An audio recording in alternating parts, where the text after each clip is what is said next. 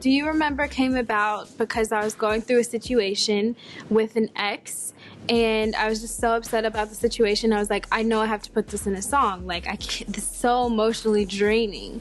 So I linked up with Sickpin, who is a writer in Atlanta, and we came together. I told him what I was going through, and we both wrote the song. And originally it was just me on the song. And at the time, I started working like with Rich Gang and Birdman and all of them.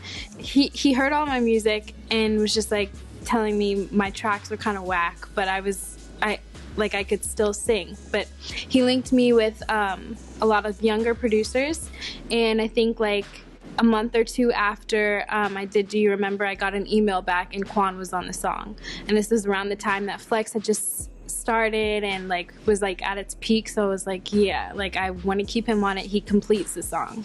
I already had the song done, and I had already heard Rich Homie Quan on the song, but I had never met him, and I don't think he knew who I was either. So I think I was at a studio in Atlanta, and I was here, and Quan was probably like 50 feet away from me, and I was like, oh my gosh, do I say something? And there was like so many dudes around him, and I was like nervous. Like I was like, oh my gosh, well I have to say something, like he got on the song. So I tapped him.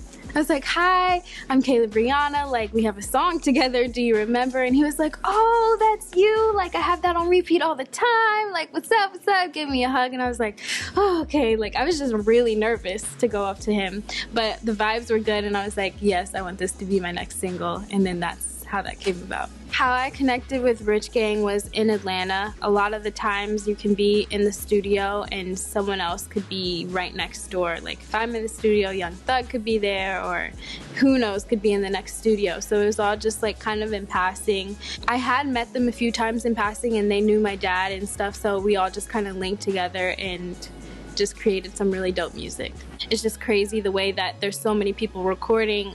It's just a great energy. So it was kind of one of those situations, and we just had a good connection and good bond. We were just all talking about music, and it just happened that way.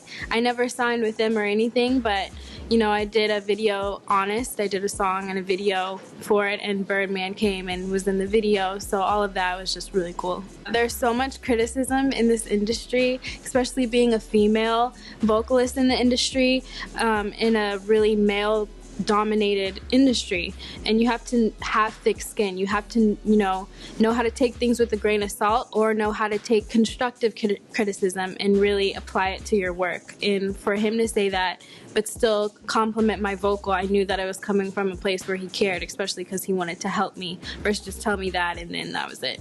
Well, every day I find other people trying to put myself in a box. You can just only follow your gut. That's really all you can do. There's no right or wrong answer that's like right in front of you, but your gut, that never lies. So I think just listening to your gut and remembering who you are as an artist and what you want to accomplish versus what everyone else sees that you want to accomplish and do. I think I'm just trying to gain a lot of knowledge in the industry, and wherever and whoever is willing to help me get there is kind of my goal. I just want to make good music and make good decisions for my career, and you know, just soak it all in.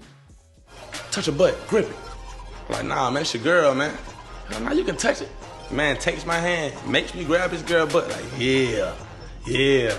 I'm looking at the dude crazy, man. I touch on just the human condition, you know, love, the struggle, moving up, just trying to do your thing out here, you know. I just touch on like my experience, you know. I didn't have that room to fail and get back up and try again. I didn't have that room to really get my grind out, you know what I'm saying, to make my mistakes. I didn't have that chance because I was always broadcasted. For my next project, I'm just really looking to evolve. However I get my beats is how I get my beats. I mean, for this next project, which I haven't started working on yet, I really want it to be, I don't know, I just really want it to be good and feel new.